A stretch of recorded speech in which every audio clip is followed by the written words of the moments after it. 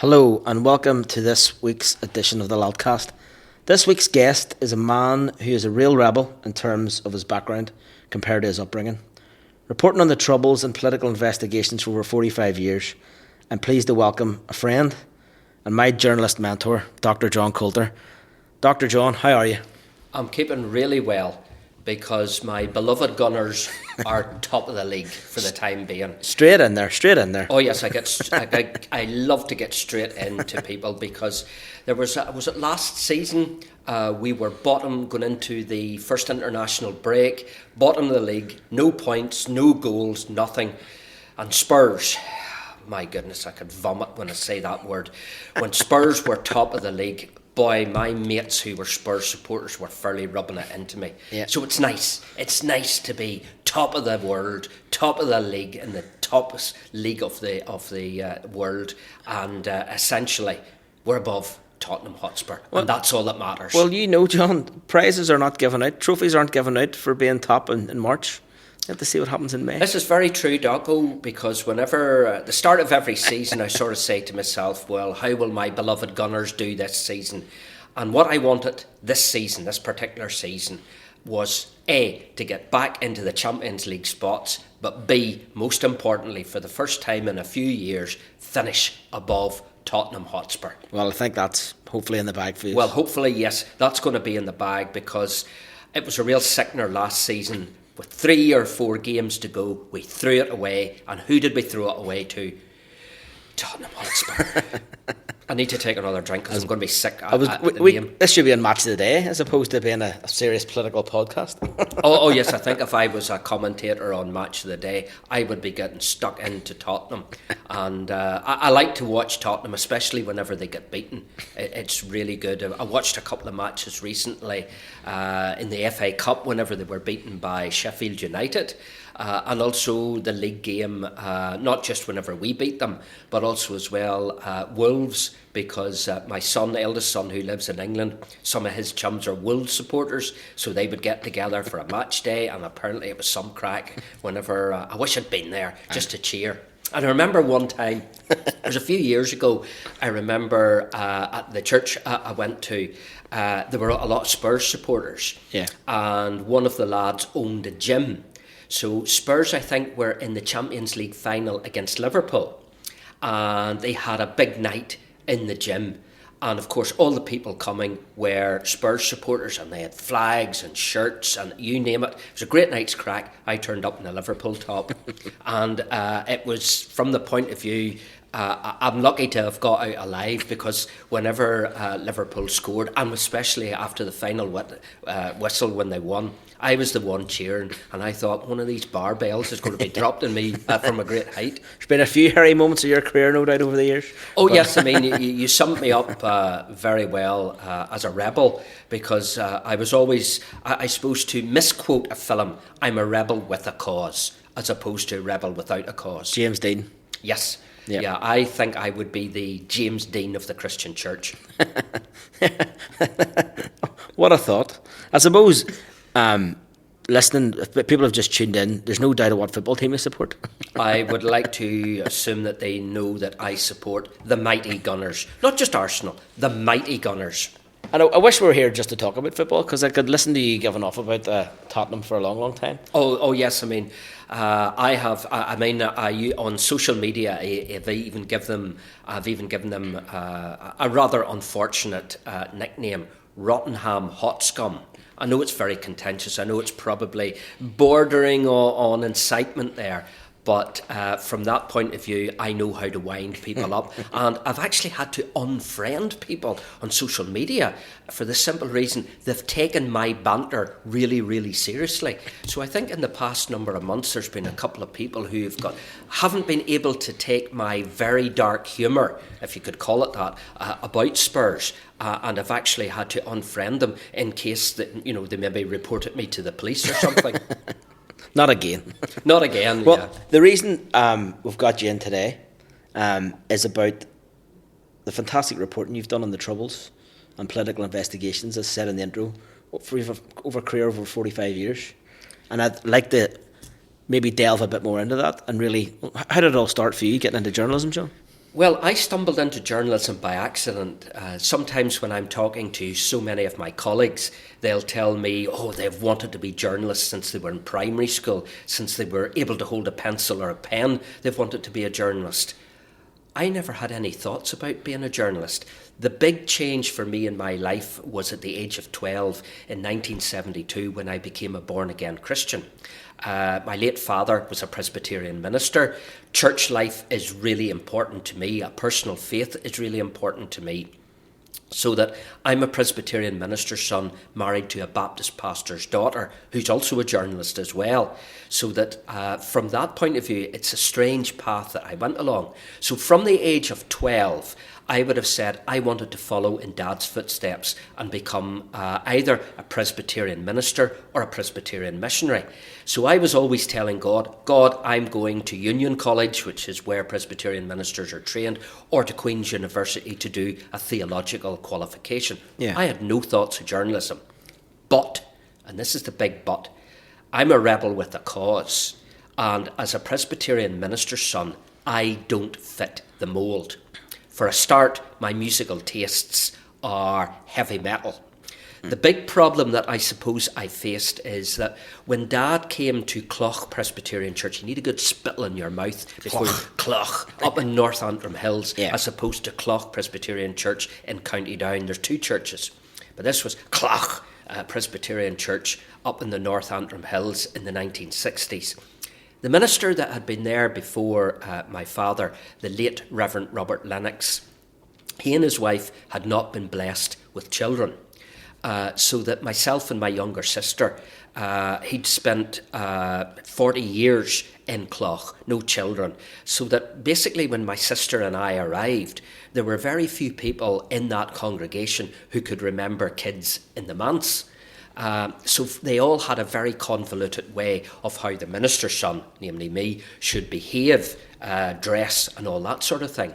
And they really did have, there were people in the church who really did have this perception that I should wear my Sunday best suit 24/7 with a huge big copy of a Bible under one arm, and under the other arm my musical taste should be the Scottish metrical psalms.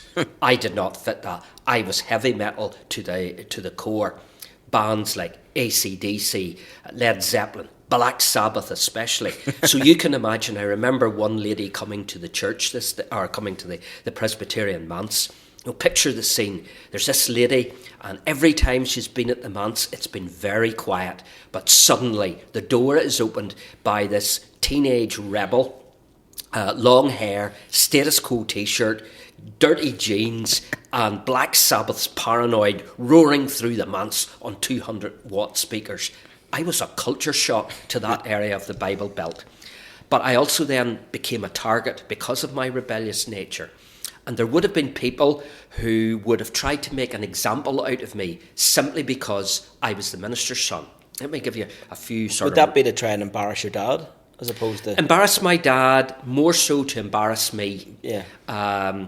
Basically, say, for example, I remember one of the elders, he's dead now, so I can call him by the nickname I gave him, Bald Eagle.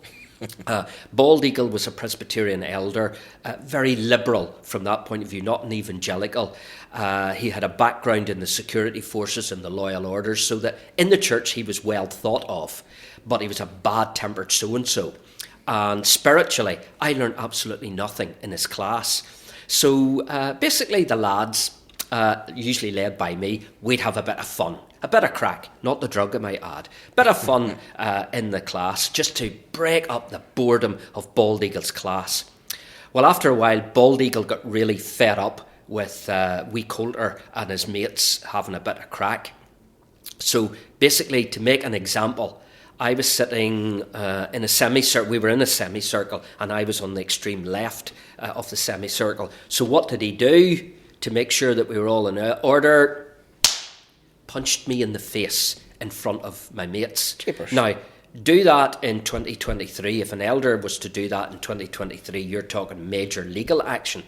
But in the 1970s, corporal punishment was still legal in schools, so that getting a wallop from a Sunday school teacher or a teacher at school was common knowledge and common practice, so that it reduced me to tears.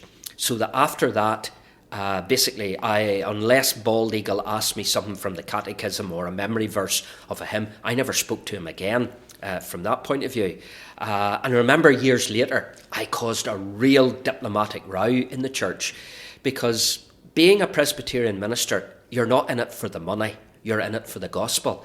So Dad wouldn't have been really well paid from that point of view. Okay, free. I know the jokes about the free house and getting free Victoria sandwiches and stuff like that. Yeah, free tray bakes. Free tray bakes from that point of view. But, it's not a job for the money. So we didn't have in the 1970s a colour television when it became standard practice as it is now. So that Bald Eagle's sister was a lovely woman, and she would invite me round to watch the FA Cup final in colour. But you see, after Bald Eagle hit me, when the next FA Cup came round, I point blank refused to go to Bald Eagle's farm. Yeah. And it caused a major diplomatic row, and it was only when another elder's wife stepped in and said, look, you can come to our house, that was how it was diffused from that point of view. Isn't that something, though? I mean, that's over 50 years ago. And that's still not traumatic. Maybe you're feeling the trauma of it now, but it was such a traumatic thing then that you remember it so vividly now. Oh yeah, but I still suffer from those things, and I'll tell you why. There was one thug in the congregation, and I was targeted by him simply because I was the minister's son, and he wanted to show to everyone that he was the big bull of the woods. And I was warned by a few chums that in the boys' brigade and in the youth fellowship that this guy was out to get me simply because I was the minister's son, so as he could prove to everyone, well, if this is what I do to the minister's son, what will I not do to you? That was his mindset. So that's something that many of my chums took for granted, walking from the seat of their car to their pew. I had to plan very carefully in the 70s. I had to make sure that I got to my pew in that Presbyterian church without getting the living daylights kicked out of me. So what I used to do was, whenever Dad drove up and parked his car, I would get out, go with him into the minister's room. That would be his private area, because I knew this thug wouldn't follow me. So after a couple of months, nothing had happened. I'm talking about 1976. I was a 17-year-old then. And one Sunday, late 1976, nothing had happened, as I say. So I decided I'll go straight into the church hall and wait for the opening devotions to begin. And I'm sitting there in one of the old-fashioned Presbyterian chairs, which has an open back. Now, during my lifetime, I've had the pain of a broken toe playing football. I've had an abscessed tooth. I've had tonsillitis. The guy came up behind me, didn't see me, and he sunk the toe into my lower back on the left-hand side. I have never felt pain like it. And I turned round to see him smirking at me. And I remember just praying to God during the opening devotions, please God, do not let me faint in front, because I was in absolute agony. And I knew there was no way I could go into the Bible class, because if I did, I'd keel over and it would give this thug tremendous satisfaction. So I did the John Wayne walk from Rio Bravo, the really cool walk, as if nothing was wrong. And I made it eventually to my father's minister's room, and it had lovely purple carpet in it, and I just collapsed onto the floor. And a few minutes later, my father found me in tears, collapsed on the floor. Now, you might be saying, God willing, this year I'll be 64. So from that point of view, you might be saying to me, well, John, that happened whenever you were 17. Maybe you need to man up a wee bit. Yeah. But years later, I still, and what I'm rattling is my pill box. Yeah. So I have to take twice a day the medication, because I have been left on lifelong medication with severe back pain because of that thug. Yeah. So I very quickly realised that I could be made an example of simply for being the preacher's kid. Yeah. So as I moved gradually through my teens, I became more and more disillusioned with wanting to be a Presbyterian minister, because I hoped to get married, and I didn't want my children to suffer the way I had suffered, as an example.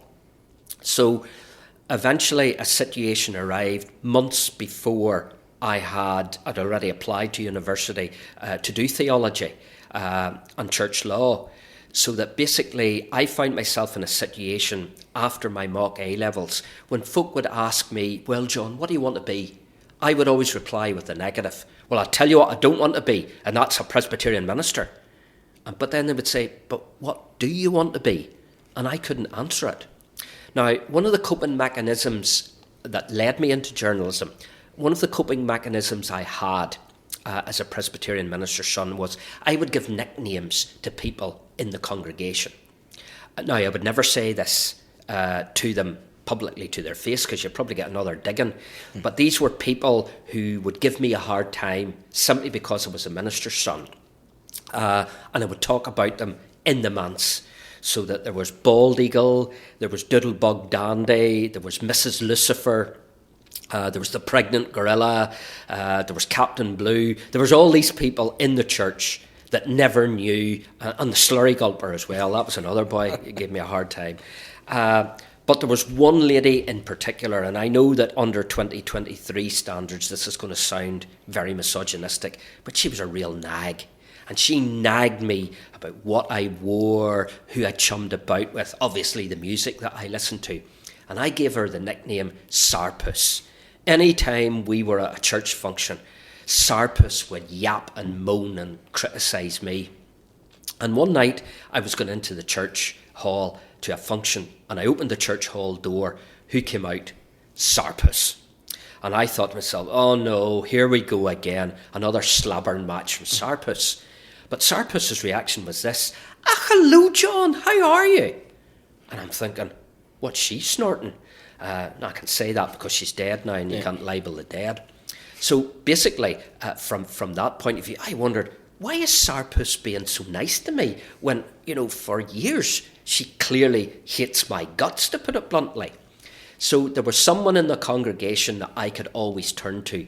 She was sort of the congregational equivalent of MI5. She was able to tell me who was who and what was what. So I said to this person, can you find out why Mrs. So-and-so, obviously I didn't use the term Sarpus, is being so nice to me? And a few days later, this came back to me. And what I was told was somebody called a journalist wanted to do an interview with my dad about life as a rural Presbyterian minister. And Sarpus had got to hear about this interview, and she was worried that my father, not that he would sort of say, well, there's folk in the congregation and they give my son a hard time for being the minister's son. I knew my father would never do that. Dad knew he would never do that, but it was very clear that Sarpus didn't. So basically for me, going into journalism, I stumbled into it by accident. For me, going into journalism was a port in the storm of life. And I remember it had an almost immediate effect. I remember there was another person in the congregation gave me a hard time, and he had the nickname the Poison Dwarf, very politically incorrect term by 2023 standards. And the Poison Dwarf came up to me and said, what do you want to be? Thinking I would reply Presbyterian minister, to which he would probably have given a sarcastic remark. And calmly I said to him, I want to be a journalist and I want to write for the Sunday World. And he physically backed away from me. And I knew I'm on to a good thing here. And that's how I ended up doing journalism at Coleraine University rather than theology at Union College. Some story, that. Yes, That's indeed. a roundabout way of getting there, but you got there. I eventually got there because, as I say, up until the age of 18, I had no thoughts whatsoever about journalism. So you went to Coleraine University to Yes. be a journalist? Few years there, and then out into the big bad world. Where did you start out then? Well, while I was at Coleraine, I did work experience with the late Maurice O'Neill in the Ballymena Guardian, and I even had for about 3 years my own column. I come from a very strong Boys Brigade background, and Maurice wanted someone to write the Boys Brigade notes. So he gave me a full broadsheet page every week in the Ballymena Guardian, and the column was called Bugle Call, because many companies would have a bugle band, and certainly the company I was in had a bugle band.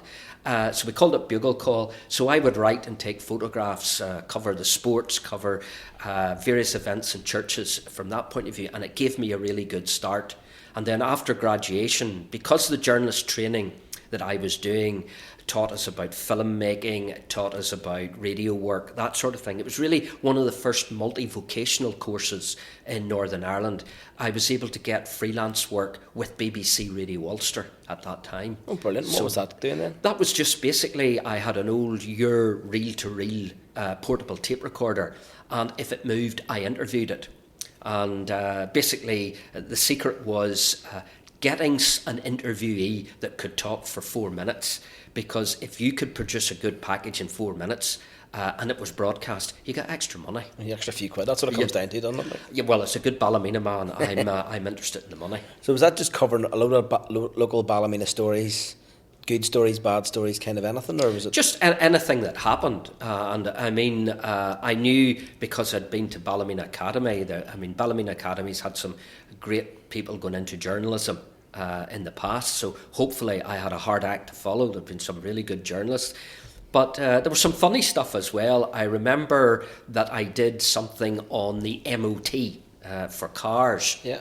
And I used my own car, which was a battered Renault 5, as an example. And I opened the door of it, and it let this almighty creak out. And the MOT guy that I was interviewing said, if you don't get that fixed, it would fail an MOT. And we kept this in, and it went out on BBC Radio Ulster. And I bumped into a few days later, my old English literature teacher from Ballymena Academy, and his reaction was, "John, have you got your car fixed yet?" Some wild times back then. Do you miss those times at all? I suppose, given some of the stuff that I was to later become involved in, sometimes I wish maybe I had just stayed in the parish pump, doing the boys' brigade, focusing on church work, that type of thing. Is that the less controversial stuff? Very less controversial. Yeah. Just the ordinary run-of-the-mill stuff that you're covering. But no doubt that gave you a good grounding. Oh, yes. Yeah. That gave you, for me, it gave me a confidence. Because being a Presbyterian minister's son, part of that time in my teenage years, there was almost this attitude, shut up, Coulter, and stay in the corner. You had to watch every single word you said, because somebody would be very critical of it from that point of view. So I think that what journalism did for me was to boost my own self-confidence and self-belief that I could do these stories. I think as a minister's son playing Highway to Hell on a Sunday, but when you're meant to be at Sunday school, probably went down quite well, didn't it? Went down like a lead balloon, especially whenever I took the decision to form my own heavy metal band. What were they called? The Clergy. The Clergy? The Clergy. And what we did was, there used to be this photograph hung up in Dad's study of 4 Presbyterian ministers in their clerical robes. And I thought, what about forming a heavy metal band called the Clergy? And I'll borrow, and I use the term loosely, Dad's clerical robes, and we'll all be dressed. If you could imagine Father Ted playing heavy metal, we'll all be dressed like clerics and we'll play heavy metal. But I got into a lot of bother over that, because I set up one of the rooms in the manse as a recording studio. And we wrote this song called Hell's Bells. The Bells of Hell, not to be confused with Hell's Bells from ACDC. Great tune. Sort of the bells of hell, go dang-a-ling-a-ling, go dang-a-ling-a-ling, went like that there. Could be a Christmas song, maybe. I'm not so sure that it would make the charts, but that was our song anyway. And one of my chums took a photograph of one of our jamming sessions in the manse, but it showed it was an old-fashioned, what they call slide. Younger people would not remember what it was, but this was a thing you could flash up on a screen. And this slide made it out into the community. So this was proof that the devil's music was being played in the Presbyterian manse. And shortly after that, I think there was an ad hoc meeting of elders to decide whether I would be a bad influence. Now, I've never been able to get the minutes of that meeting, so because the people who have been named to me who were at it are now all sadly dead, so obviously I can't ask them from that, and I don't believe in seances, so I'm not going to contact them wherever they are beyond the grave.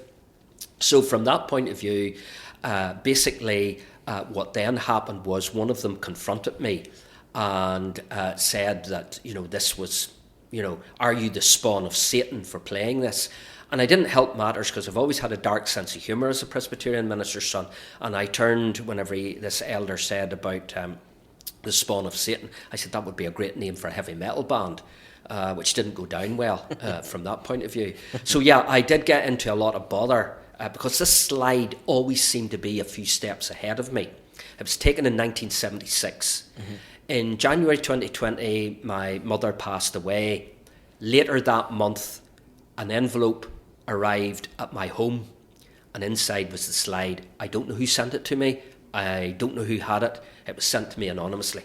I now have the slide. That's a bit of a mystery though, isn't it? I've no idea, but I knew that this slide was always one step ahead of me, because people were able to come up and tell me, chums that I'd been at primary school with, at grammar school with, at university, even working in journalism from that North East Ulster Bible. Oh, we've seen the slide. We know that you're a heavy metal, playing the devil's music. And does the heavy metal band ever make a comeback? Do they ever get a wee reunion every few years? I don't think so, because I sort of stepped up a gear because I cut my teeth in the music business, working ironically for a gospel recording business called Herald Recordings.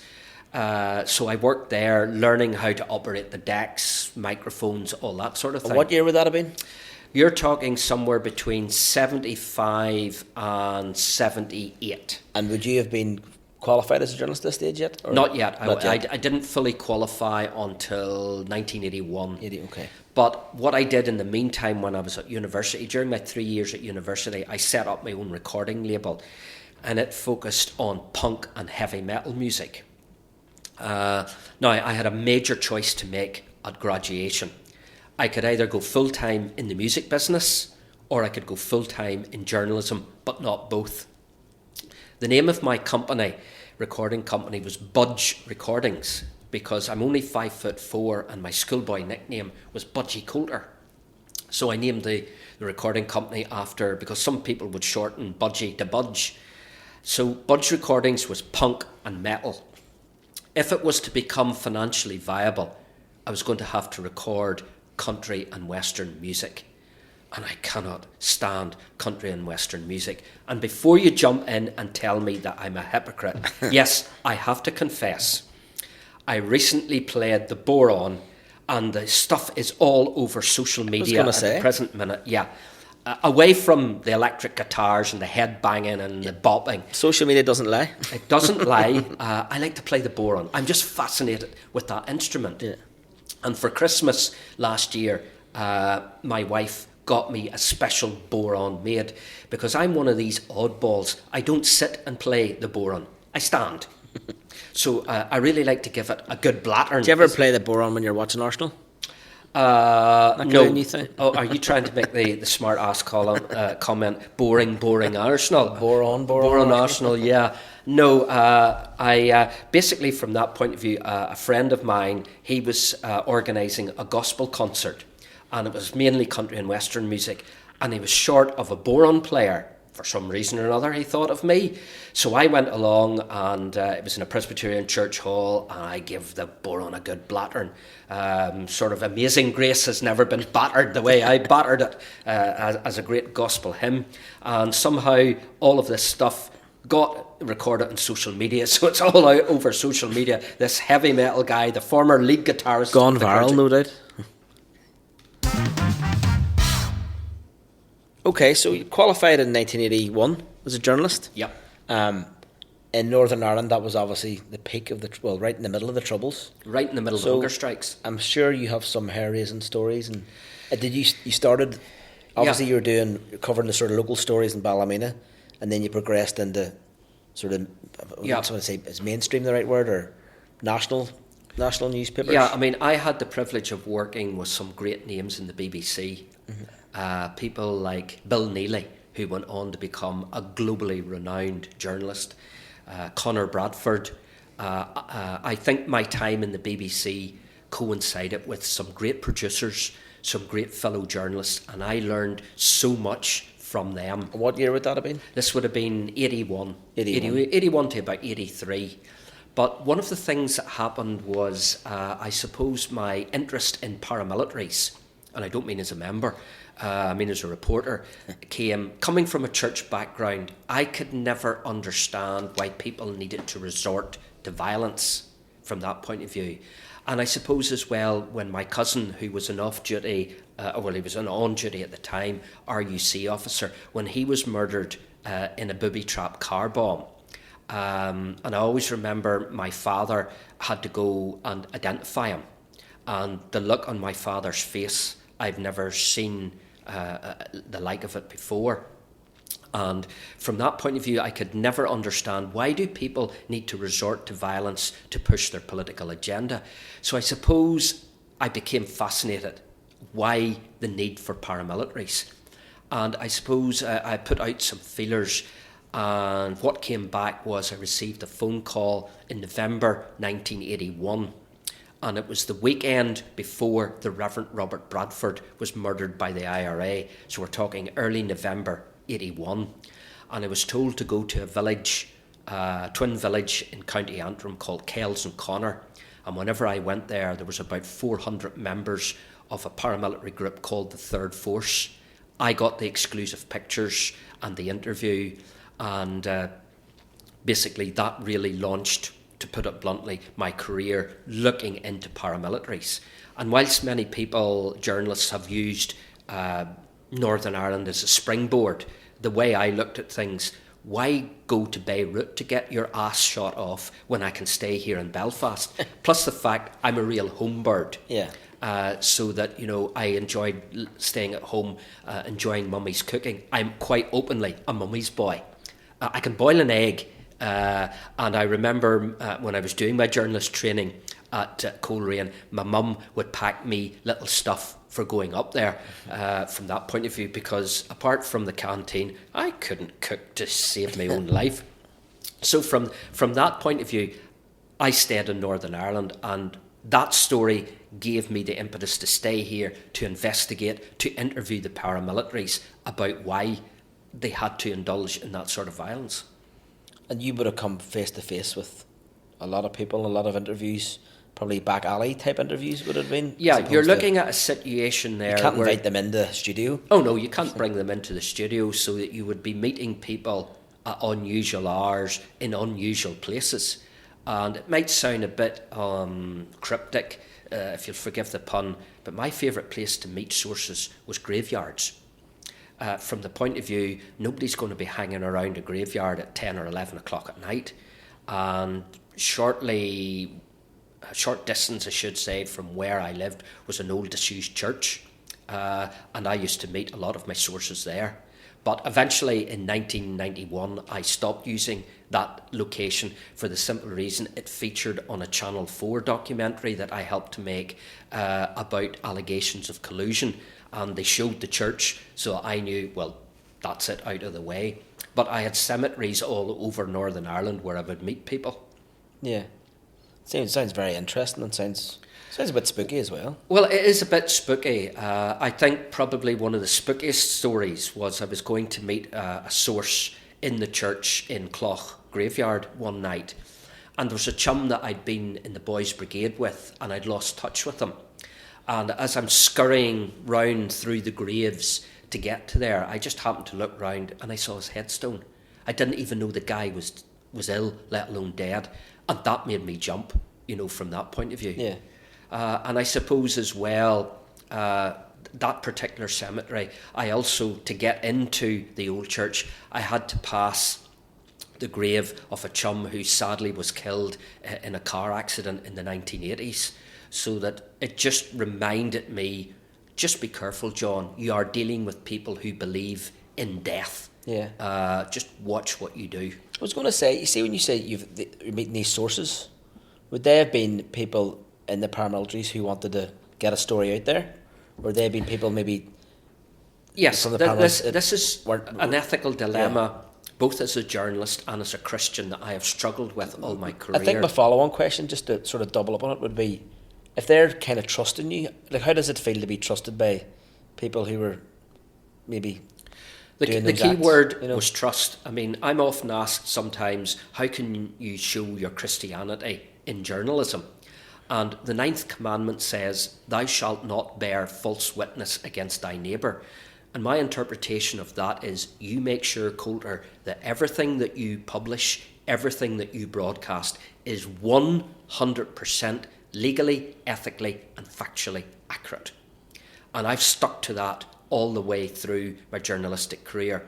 I suppose the only accolade that I would boast, if I could use that word, I've never received a solicitor's letter. Oh yes, I've been in many a contentious situation. I've written in very controversial manners. From that point of view, my grammatical presentation has been in doubt quite a bit. The types of stories that I've done ethically have certainly been in jeopardy. But I've always said excuse me, stayed on the legal side and made sure that everything is 100%. And unless it is 100%, I don't use it. Maurice O'Neill, he was my first editor, as I say, the late Maurice O'Neill of the Ballymena Guardian. And I remember my interview for that work placement in the old, it's still there, I think, the Adair Arms Hotel in Ballymena. And Maurice said to me, he summarised McNair's essential law for journalists like this: if in doubt, check it out. If still in doubt, leave it out. And I've applied the laws and ethics according to what Maurice taught me way back in the 70s. Proper good grounding then? Yes, I had a great grounding. As I say, I'm very privileged to have had so many great editors in my life that I could learn from them. So were you working for the Sunday World then in the 80s? I didn't. Worked for the Sunday World when I went into newspaper management in 1988. Okay.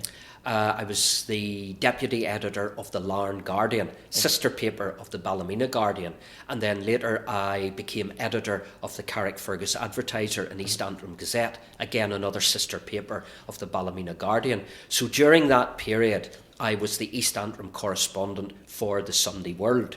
Okay. Now, I never used my name because the owner of the group that I was in, the late Bertie Troy, Bertie did not appreciate people writing for these down-market tabloid papers. So from that point of view, the late Martin O'Hagan, who was murdered by loyalists, Martin let me use his byline. Mm-hmm. So I would basically write the story and then it would be published from that point of view. And occasionally Martin would write a story about me. I remember on one occasion, my background is Irish Presbyterianism, Ulster Unionism. My father later became an Ulster Unionist MLA, and he was very, very big in the Protestant loyal orders. He was a deputy imperial grand chaplain in the Orange and a former assistant sovereign grand master in the Royal Black Institution. And I remember once covering a Republican parade, and there was bands at it, and one of the Republicans came over to me and he said, "Look, we're short of a judge. Would you mind judging the band parade?" So there was me, the son of an Ulster Unionist politician, Presbyterian minister's son, judging a Republican band competition. So these Republicans were marching up and down in front of me, and I'm standing there, making the notes of it, from that point of view. I'm sure that's only one of many funny stories you would probably have over the well, probably one of the daftest things that I ever got involved in was one night I went on patrol. I was taken on patrol by a Republican vigilante organisation. And we had to meet in a particular village, and it was just a patrol. Yeah. And I was taking the photographs. I turned up on time, and everyone else turned up on time, but one of the vigilante volunteers was a bit late. And he basically said to us, "I'm sorry I'm late, had to get my tea." Okay, you think, no problem. Now, if you're a vigilante or a member of a paramilitary group, what is the one piece of clothing that you wear to cover your identity? It's balaclava. The balaclava. Guess what this vigilante forgot? The balaclava. Now, I was taking photographs. Is that a tea? Yeah, I mean, so picture this scene. Basically, what the vigilantes wanted to do was to guard their local chapel or GAA hall or some Catholic property against attacks by loyalists.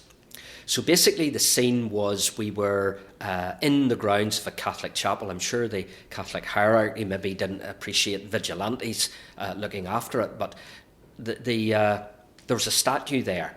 And it was white marble, so it would reflect well at night, because remember, this was about 11 o'clock at night. Now, if any of you have been to university and have a university scarf, you know it's a bit like the Doctor Who scarf. It goes on forever and ever. So basically, this guy, combat gear, well over 6 foot tall, weapon, all that sort of thing. So basically, I couldn't take the photo. So what I did was I took off my university scarf, knowing that it was a black and white photo, it wouldn't show up the colours of the university. So I said to him, wrap that around your face and then I'll take the photo.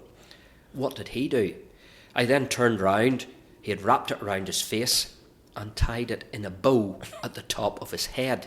So if you imagine this 6 foot something paramilitary guy with, he looked like an Easter bunny on speed. And I'm trying to keep my face straight, from that point of view, and there he is. He really looked daft. I have to say, the photographs got taken by the police, so I never got publishing it, from that point of view. So even though I've said about that, there was another more sinister event that happened that I was very fortunate to survive. It was round the mid-1980s, after the signing of the Anglo-Irish Agreement in 85. And there's a lot of activity by loyalist groups against it. You had groups set up such as the Ulster Clubs, Ulster Resistance, the Ulster Movement for Self-Determination. All these groups mobilised against the Anglo-Irish Agreement. And nationalists became quite worried that their enclaves in loyalist areas might be attacked. So they had vigilante groups. And I had made slight mention of it, I think, in the newsletter. And it was one evening I received this telephone call to meet down at a young farmer's hall. And I went down there, there's another car, I had my camera bag. We got into the car and we drove off. And I thought I was going to what I called a proddy job, because a few days earlier I'd been to a Protestant show of strength, paramilitary show of strength. This guy headed off towards a Republican area, and I thought, this is one smart go-between. He's going to take us into the Republican area because all the police and security force activity is going to be in loyalist areas. He drove into an area that was very strongly Republican, stopped the car and got out and walked away. My immediate reaction was thinking, I'm to be topped. My father was a politician. I worked for the newsletter. I was very strongly pro-unionist in any opinion pieces that I wrote. So I thought, I've pushed the boat out too far. They're going to make an example out of me. So I'm sitting there thinking my cross-country days at Ballymena Academy and Coleraine University and North Belfast Harriers, they're over. I'm very unfit. It's a good couple of miles to a maiden road. I'll just leave the gear, open the car and make a run for it and hope that I get there. I'm just about to make a run for it when the driver's door opens and in gets a top member of the Provisional IRA.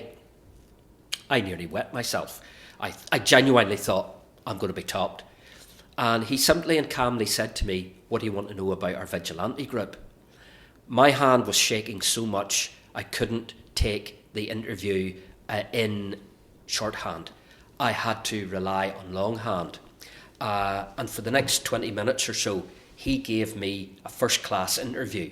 Yeah. Now, after it was over, I was feeling a bit braver. He got out and walked away. Still no sign of my driver. So I got out of the car, and all of a sudden the Provo appeared again. I said, what's wrong? And I couldn't find my driver. He said, he's probably down at the pub having a pint. Sure, come on, we'll get you a cup of tea. And I thought, this is starting to get really crazy. So I was brought into a particular home, which I can only describe the living room as a shrine to the Irish Republican movement. And I always remember I had a cup of tea and 2 rich tea biscuits. And we had a conversation about the prospect of Sinn Féin ever taking their seats in Dáil Éireann. And after several minutes, basically the driver came and picked me up and away I went. And even colleagues that I was then with the newsletter, wondered, how the heck, Coulter, did you manage to get that interview, given who your background was? There's a lot of storm created over it, a lot of hoo-ha, criticism of the article, that type of thing. But I didn't really understand the impact of what had happened. Several months later, I was covering an election conference, and I went to the bathroom. So I'm standing at the urinal, and the next thing I hear my name being called, and I turned round, and there was my contact that I had interviewed along with a couple of minders, and he was deeply, deeply upset at the interview. It seems that he thought I was a Catholic from the Irish News, because apparently that's what had been booked. And what turned up was the son of a unionist councillor for the newsletter. So somebody got their knuckles very, very severely rapped, and I had to stay out of a certain Republican area for many years afterwards. I'm sure you've had a few close shaves over your years. Yes, there have been a few incidents. I remember with the BBC that I was asked to cover a replay between Glentoran and Linfield Irish Cup final. There had been some violence at a previous match, and okay, I'm from a Protestant background, but I was surrounded by skinheads who accused me of being a Fenian bee from that point of view. So this caused great laughter in the BBC newsroom, that the son of a unionist councillor would be accused of that. So that was one thing. I do have a slight scar on my forehead where a member of the Third Force hit me in the face with an iron bar in the 80s from that point of view. I've had a few threats in my time. I suppose the worst would have come from the far right. My next question was going to be following on with, you met Nick Griffin and a lot of work with I wouldn't say work with the National Front, but you've investigated them. Yes, I became fascinated with investigating the far right for the simple reason that, being a Christian, we're all equal in God's eyes. Mm-hmm. And there was a little chorus that I used to sing in nursery Sunday school. It may not be appropriate by today's standards, but it went, red and yellow, black and white, all are equal in his sight. Jesus loves all the children of the world. And basically, I cannot understand and fathom why people need to hate somebody because of the colour of their skin. And just as I did investigations into paramilitaries to try and answer the question, why do people need to resort to violence? As well as that, I tried to investigate the far right. Why do you need to hate people because of the colour of your skin? And I'm talking from a Christian point of view. So that the obvious organisation at that time that was growing in Northern Ireland was the National Front. And on one occasion, I had the opportunity to interview Nick Griffin. Now, Nick Griffin is maybe better known as former MEP for the British National Party, but at that time he was chair of the National Front, and I met him in a restaurant in Belfast. And I made sure there was plenty of public people around, so if the interview got a bit hot and heavy, I wouldn't be hurt in any way. Not that Nick Griffin would resort to physical violence towards me, but from the point of view, I just wanted to feel safe. And he reached me a book which he said basically were people that were opposed to the National Front. It had this rather sexy title, The State Reactionary Plot Against the National Front. And as I'm munching away on my burger, I was flicking through it, and I come to, I think, page 25 or page 26, and there's a half page on me. And I sort of wondered, does Nick Griffin realise that I'm the John Coulter that's mentioned in the book that he's given me? So it always had this weird thing. Did Griffin give it to me because he knew I was the John Coulter on page 25 or 26? Or did he simply not realise who he was talking to or who he was interviewing? Yeah. But as I say, I then progressed more into investigating the role of the Ku Klux Klan over here. Now, don't take the view that the Klan in Northern Ireland, and particularly a faction called the Knights of the Invisible Empire, which was a big faction of the Klan in the United States in the 1930s.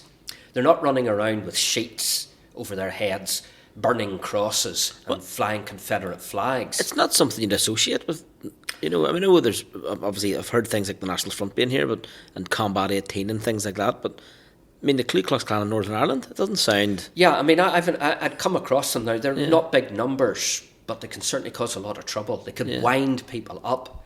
And I managed to find someone, a source, who was what he called a Grand Dragon in the KKK, Knights of the Invisible Empire. And of course, controversial Rule 14, I have a moral obligation, that's the code of practice, to protect confidential sources of information. This chap was a source. And I was doing a 2-part series for the London-based anti-fascist magazine Searchlight International. This was 2003. And I interviewed this guy to find out what they were up to. The first edition, or the first part of it, came out in November 2003. One night, shortly after that, at my home, there was a knock at the door. And I opened the door, and here was this well-dressed chap in a 3-piece suit standing on my doorstep. And it was my source in the KKK. And he was concerned that in the December edition that I would name him. Now, obviously, and again, it's an ethical issue. If you know your sources, should you name them? I believe not. I operate Rule 14 very strictly, and it's been an ethical dilemma that I've faced all my life. So the guy said to me that his concerns, and I tried to assure him that I was not going to name him in the December 2003 edition. And I always remember that he said to me, and he couldn't care less that security lights and a security camera was on him. Here's the deal, Coulter. You don't blow my cover, and we don't blow up your house. I thought because he was standing on my front doorstep that was a pretty good deal. Yeah. But I've had run-ins with the far right. A number of years later, when I was doing an expose, previous to that, I was doing an expose before I got married at the newsletter. And I carried pictures of some of the leading lights in the National Front. And they retaliated by doing an article on me for National Front News, in which they had a photograph of me. They wrote about my father, where I lived, this sort of thing. And then they sneaked up to my parents' house. I hadn't yet met my wife. My parents' house near Ballymena, and they put a copy through the front door. The police were very concerned, and there had to be a big review of my personal security because of that. So that basically you've got to think of the backlash factor on yourself, on your family, you know, from that point of view. Yeah, I suppose the safety net of doing what you started out doing in Ballymena, you know, the sort of day in, day out sort of town news, the safety of that, choosing to go into political investigations and, you know, certainly things like the Troubles and National Front and whatnot. I mean, that's the danger zone, if you like. Now, one question I thought of maybe was how your religious faith blended with that. You know, as your conflict as a reporter and reporting bad things, if you like, and like maybe having trusted sources who are, you know, bad people, if you like. How did your religious faith sort of cross over? I'll not duck the question. It has been deeply challenged. And the big worry that I always had writing about paramilitaries, writing about racist and fascist organisations, would young people or anyone join those organisations because of the way I had written it or broadcast it? And that has always been a fear. I suppose as well, the other way that I can show my faith as a Christian is through that trust. I think if I was to start naming contacts that I had made, that they would criticise me, not by saying, oh, you can't trust that journalist Coulter. They would say, you can't trust that Christian Coulter. And that's how my faith would be ridiculed. I've only ever refused to do one story because of my faith. Many years ago, when I was religious affairs correspondent at the newsletter, I was approached by someone who had been, he was a Satanist, and he was part of a cult. I think the name of the cult in terms of their abbreviation was OTO. They were followers of the Satanist Aleister Crowley. And he challenged me and he said, you call yourself religious affairs correspondent, but you only ever cover one religion. and that's Christianity. You're either in a church or you're a chapel. And he had a point, and I did an interview with him for the newsletter many years ago.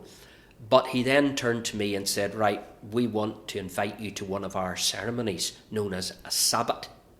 And I dug in my heels and refused to go. I just could not go to anything where Satan is being praised. Yeah. And I can understand as well. I mean, I've talked to young Catholic journalists who have found it difficult to write about, say, for example, clerical sex abuse allegations involving the Catholic Church. Mm-hmm. I suppose probably a very difficult story that I did was I got some funding once to go to Auschwitz-Birkenau concentration camp in Poland to write an article to commemorate International Holocaust Memorial Day every January the 27th, which was the day in which in 1945 Auschwitz was liberated. And I remember going to do that particular article, and it is one of the very few occasions as I walked through the gate, there is these words in German in a big thing, work shall set you free. I thought, I'm going to hoop up, and I had to turn and run back into the visitor's centre to physically vomit from that point of view. Another time when I've been physically sick was, I remember on one occasion going to a church where an anti-abortionist group was putting on a presentation. And before the presentation, they put on a really nice supper. And of course, me being a Ballymena man, if there's free food going, I'm first in the queue. So I packed in this really lovely supper. We went into the main church, and what did they start off the presentation with? Showing a termination taking place. And I had to leave and throw up again. So those have really been the two occasions when my faith has been challenged physically. And especially as well in terms of I refused to go to that Sabbath that I had been invited to. Can I ask you a question? You mentioned earlier on Martin O'Hagan, when you work with him at the Sunday World. And it's been well documented what happened to him. And you've down south, you had Veronica Guerin got murdered, and more recently Lyra McKee. What was that like, being a journalist who would have been investigating similar things to those type of people?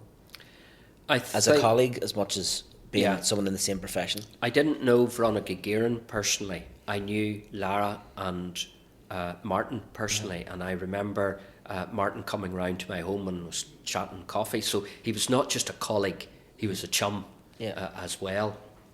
So from that point of view, it really brought home to me the price that we can pay or could have to pay for press freedom. That there are people out there who will murder journalists. Yeah. And I think it's where you have to work out your backlash factor. And you also have to start thinking of your own personal health and well-being. And there have been nights that I have not slept, even though I've taken my sleeping tablet. Yeah. I haven't slept because I'm worried, have I gone too far? And that was particularly so. I started to poke my nose as an investigative journalist into allegations of collusion between loyalist paramilitaries and the British security forces. I have to say that I have been advised by sources in loyalism, sources in the security forces, don't touch it. It was a taboo subject. But unfortunately, I think one of the things is journalism can become almost like a drug. I know some people are addicted to alcohol, gambling, drugs. I'm addicted to news. So from that point of view, I suppose I needed my latest buzz or fix. And when someone told me, don't poke your nose into these allegations of collusion, I couldn't resist it. And I began poking my nose in. And it blew up in my face in 1991 when I was part of a team that made the Dispatches programme, the committee. And basically, I was told by paramilitaries I was to be shot dead. The only reason I got to stay in Northern Ireland was my late father's back channels. And I remember my late father saying to me, your career in journalism is over because of this involvement in the programme. And basically, my father managed to broker a deal. Now, I can't produce like the Windsor framework, a document. This is an agreement between the Reverend Robert Coulter and so-and-so regarding his son. But the deal at that time in 1991 was, if I wanted to stay in frontline journalism, I had to leave Northern Ireland. If I wanted to stay in Northern Ireland, I had to leave frontline journalism. And at that time, I know we live in a very multi-vocational organisation at the present minute in terms of journalism, but at that time in the early 1990s, public relations and journalism were seen as two separate careers. And I managed to secure a job as a PR director in the private nursing home sector. And I quite literally, for the next 16 months, hid out in the private nursing home sector until the heat of that dispatches programme cooled. Yeah. And is that something, I mean, at the time, you're looking after yourself. Obviously, it's a personal safety thing, but you have a wife and children to think of too. Yes. Wife came... I remember as well, it's some of the guilt would be because my wife lost a child before it was born, and I have the guilt, did the pressure of me working on dispatches cause that? And it's something that I have to live with. She had a miscarriage. Yeah. So that it was a very dark time in my life, and I suppose my Christian faith was tested to the ultimate. Here I was, I'd just done research for dispatches. It was a very controversial programme. I had achieved something in life that I had wanted, which was to become editor of my own paper, which was the Carrickfergus Advertiser and East Antrim Gazette. A great, I was in newspaper management, a great wee local paper, parish pump stuff, but there was still this drug of wanting to investigate things that maybe I shouldn't have been poking my nose in. I don't think, in all honesty, I worked out my backlash factor. And whenever I'm talking to trainee journalists or wannabe journalists, I always say to them, work out your backlash factor. If you publish this, if you broadcast this, what will be the backlash? I think that from that point of view, another thing that I look at is we can all accept praise. If something goes absolutely well, we can all accept the pat on the back. But if you do something and you're getting a lot of flack, especially now in the era of social media where we've trolls and online abuse and stuff like that, how do you cope with that criticism? I suppose then again, the tough time that I had growing up as a Presbyterian minister's son, maybe that shaped me for journalism. Maybe that gave me that thick outer skin that enabled me to do these stories. But I think I have to admit that in some of the stories I did, that it was like a drug. I need this new fix. I need to talk to so-and-so. I need to get that story. Yeah. It's such a tough ethical maze to sort of, Yes, find your way around, I suppose for me, there is still a story that I struggle with. Because I'm often, when I speak to, coming from a church background, when I address Christian groups about my role in journalism, there's often asked, has there ever been a story, apart from being the invitation to the Sabbath, that I didn't go that satanic meeting? There is a story that I struggle with today, because the one at the Sabbath was, for me, very black and white. I'm not going to anything where Satan is glorified. End of. That's it. A number of years ago, I had a relative who became a born-again Christian. And they got involved with a particular church. And from time to time, this relative would invite me out to functions in their church. And any time I went, seemed to be everything going hunky-dory. But after a couple of years, rumours began to circulate about my relative's private life, and within a very short time the judgmental gossips in that church went from rumour mongering to open persecution. And because one of my specialist areas that I look at is media law, he turned to me for some advice, and I was able to get him some documentation that contradicted what the gossips were accusing him of. However, the leadership of that church had clearly taken the decision that my relative was out of the positions. And he took this really badly, and he gave up his faith, what they call in Christian terms, backsliding. He also took the rejection and the persecution of this church so badly that he decided to leave Northern Ireland. And it was a very difficult time for us as a wider family circle, because we had to endure jokes and jibes from time to time about my relative, and it was very difficult to cope with, because there's nothing worse as a Christian with another Christian having a go at you. A couple of years after this befell my relative, I was working at the Irish Daily Star, when right out of the blue into my office walked a worshipper from that church that my relative had been linked with. And I initially thought when they walked in, I recognised them from that church, and I thought they were there to give me a bit of verbal about my relative. But this was a whistleblower. And over the course of the next hour, this worshipper made several unsubstantiated allegations concerning the private lives of people in their own church. And as I looked down the list of names that this person had given me, I realised that some of the people on this list were people who had been really, really, really vociferous in their judgmental criticism of my relative. And I have to say, my view was, happy days, I'm going to pay you back. Yeah. I've now, okay, unsubstantiated allegations, but if I can stand these allegations up 100% legally, ethically, factually, you're going to be in the front page of the Irish Daily Star. Yeah. And as I began work on it, I found myself in a conflict with my Christian faith. It was as if in my private devotion time, God was saying to me, Coulter, why are you really doing this story? And Coulter, have you taken into consideration the impact, if you publish this story, will have on the genuine Christian witness in that church? Because not everybody in that church is a judgmental slabber and gossip. Yeah. And I found myself actually, as a Christian, having arguments with God.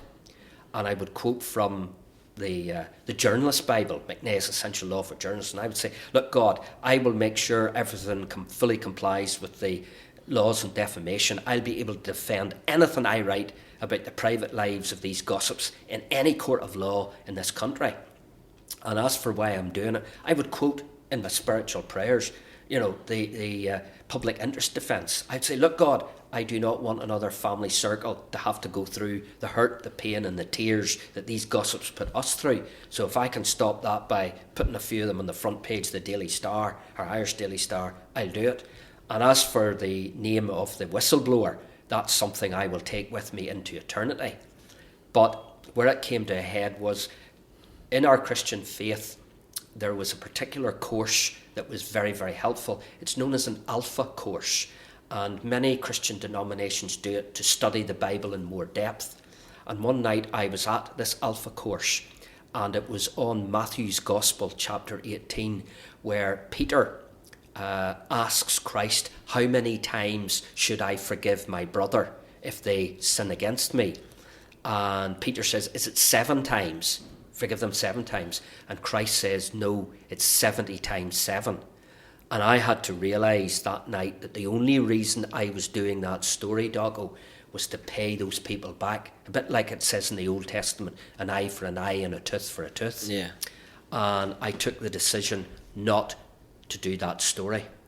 I know my source, our mole inside that church, was really upset at the decision, because they said to me, what happens if they do it to another family? On your own head be it.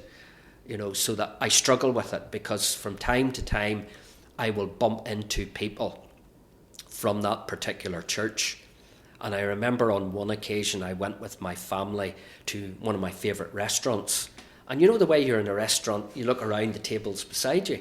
And I looked over at the table, one of the tables beside me, and there was one of the people whose private life I was investigating. And they were whipping it up, and they were having a good time, great time with chums or family or whoever they were with. And I'm sitting there thinking, boiling over, why should you have that good time when my relative is stuck over in England because of the gossip that you spread? Yeah. And I struggle with that story. And, I still, even though I'm retired from the Irish Daily Star, I retired in 2016 when my late father was first diagnosed with cancer, spend more time with Dad. But at the same time, that was 7 years ago. Mm-hmm. I still struggle with it, Doggo. And there are times whenever it's almost as if there are two voices in my ears. One saying, look, you've got all the stuff, go ahead and publish it. And another one saying, no, the damage that it will do to the Christian faith, the damage that it will do to that particular church is just too much. You got to have strong faith, though, to keep that going, don't you? I need that. I would think, if I'm looking very negative, mm-hmm. if I was to backslide myself, in other words, renounce my Christian faith, I hope it never happens, but I would simply say, the bottom line is, if I ever renounced my Christian faith, that story about that church, that'll be the first one I publish. Yeah. But I hope it never comes to that. You mentioned about retiring from the Irish Daily Star in 2016. Now you do a bit of work with GB News. Yeah. How did that come about? Well, basically, GB News was looking to expand into Northern Ireland. And they advertised for positions, and I applied, and I was fortunate enough. I'd been doing some freelancing before that. After I retired from the Irish Daily Star, I freelanced. I did some work with the Sunday Times, the Sun newspaper, and the Daily Telegraph, just freelancing bits and pieces. And I did some broadcasting, went into religious broadcasting with try and say that properly. I think it's my false teeth are happening around. Sunshine 1049, and I have a Saturday morning show called John Coulter, which is a talk show where we discuss passages of the Bible and stuff like that, and potential stuff that a Christian might face in life from that aspect of things. So that I'm getting more and more involved in religious broadcasting, but there's still that hook of the political commentating. Politics, yeah. So that I managed to secure a role as a political commentator with GB News, so I go on from time to time and pontificate on matters. And you enjoy it? I can see the glint in your eye. Yes, the reason why I enjoy it, I really enjoyed my time at the BBC, but there are very strict guidelines as to what you can say editorially and what you can't say. I feel I have much more freedom to express me, John Coulter, on GB News than I had at the BBC. But then again, I'm looking at my time in the BBC in the 1980s and the 1990s. But certainly from that point of view, I enjoy the freedom that I have as well. Plus the fact that with the technology, I don't have to go to London every time I want to broadcast. I can set up with my MacBook and I get a link. So I have my shirt and tie. If I'm doing an early morning, there's the shirt and tie and jacket, and hopefully I look the part, and have my jammy bottoms on and my fluffy bunny slippers. What a picture! Yeah, what a picture! That's a shocking picture. Okay, just to finish up then, sort of the last part of the podcast. Always like to, when I'm interviewing someone, to sort of get to know you a bit. Wee things maybe people don't know about you, or people have they see you as Dr. John Coulter, the political correspondent, but don't know John. So, just some quick questions, whatever way you want to do it. Sure. Tea or coffee, man? Oh, tea. Especially, what do you call it, the herbal tea. I've become fixated with that. What's your favourite breakfast? It would have to be my wife's porridge. Oh, lovely. But anything on it? No. Occasionally now I'll take peaches on it. Peaches? Peaches, but no sugar. I've managed to give up sugar. Like us all. We'll all need to cut back, don't we? Any hobbies you have that people, maybe we haven't talked about? Yeah, my hobbies. It's my schoolboy hobby. I build model aircraft. Brilliant. And there's a particular brand of aircraft that or maker called Airfix. And yes, it's as if I'm right back in primary school days. And whenever I was in the Presbyterian manse, I used to get these big strings and hang them up as if there was dog fights between Messerschmitts and Spitfires. So, and even in my man shed, I have a big thing, glass case, where I have a number of model planes. And during lockdown, I returned to it and I made model planes. Do you remember there was a shop down in, was it Queen Street in town? The model, was it just called The the model shop, yes. I was Yeah. a frequent visitor. Many's shall we say, a good model that I bought there. I think By I- model, I mean, coming from the Irish Daily Star, I suppose I have to watch, because I remember one time I used to get into a lot of conflict over what I wrote in the Irish Daily Star. Was the Irish Daily Star, obviously, it's more of a tabloid, it's a bit Yeah. more light-hearted then? As opposed From to- no, I think maybe more at that time I worked for it, maybe more misogynistic. I would have a lot of scantily clad women. My Monday column was there. It was called Coulter's Fearless Flying Column, and it would be my political pontifications. And I remember a church elder coming up to me on one occasion and saying to me, "John, are you sure as a Christian you should have these scantily clad women on your column?" And I turned to him and said, "How do you know there's scantily clad women on my column?" And that ended the conversation. But the most brilliant one was there was a model that I would have carried from time to time on it. I think her name was Rosie Whittington Huntley. I think that's her name. I think she modelled quite a bit for Victoria's Secret's underwear. Okay. If I'm right. So I had this, and some of the guys in the church got a wee bit annoyed that I had this Victoria's Secret's model on my column. So they challenged me one night, and they were really giving me some lip after church. And they invited over this young married woman over, hoping that she would get stuck into me. She said, "This is disgraceful, look at this Victoria's Secret's models that Coulter has on his column. What do you think about this?" To which she replied, "I wish my husband would buy me Victoria's Secret's underwear." That was their whole collapse. But the one thing that I used to take an awful lot of flack for was the language I used. I think that if I have one regret in journalism, it's maybe I should have toned down some of the language that I used in my writing. It was quite blunt. And I remember on several occasions my father would ring me, because an unusual thing about my time in the Daily Star, when people wanted to complain, they rang my dad. And I used to always gauge how far I pushed the boat out by the number of calls that my dad got. Very rarely did I get a call. And I remember on one occasion I pushed the boat out too far when I used the F word in my column, and my father went through me for a shortcut, because he had been receiving calls left, right and centre about his boy's grammar. Because, interesting thing, I remember people would complain to Dad about me. And I remember it was 2003, it was the election count for the Northern Ireland Assembly, and Dad had been re-elected for the Ulster Unionist Party on the first count, along with the late Dr. Paisley and Ian Jr. And Dr. Paisley came over to my dad at the count, and he was upset about something I had written, I think in a magazine.